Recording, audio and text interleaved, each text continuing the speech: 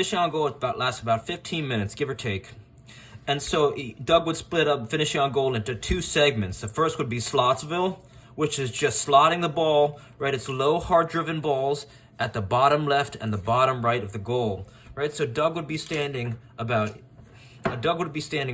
here, right? 10 yards. This would be 10 yards, right? He'd be 10 yards outside the 18. And then you'd have a line of players with the ball here.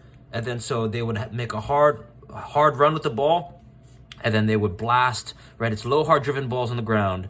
And since your goalkeeper is getting lit up with shots over, right, 15 minutes of just players lasering the ball low and hard on the ground, you want to tell your goalkeeper to just pop in and out of the goal as they please, because if you're a U15 goalkeeper who tries to stop every goal, you're going to get beaten down by just the pure volume of shots getting ripped on you. So if you got two keepers, you tell them go, rotate, or if you got one keeper, just say, hey, do your best and say, take a break whenever you want. And if you got no keepers, it's the same thing. You tell your players, make the keeper make a save. You want them to be hitting the frame of the goal every time.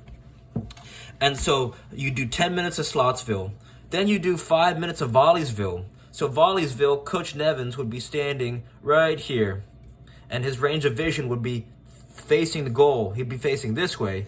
And so what you do is you have players have the ball in their hands. They hand you the ball. They're facing towards you, right? Their field of vision is this way. And then you throw the ball over their heads, and then it takes one bounce. They spin around, and then it's a one-touch volley on goal. And so that makes up about 15 to 20 minutes of finishing on goal.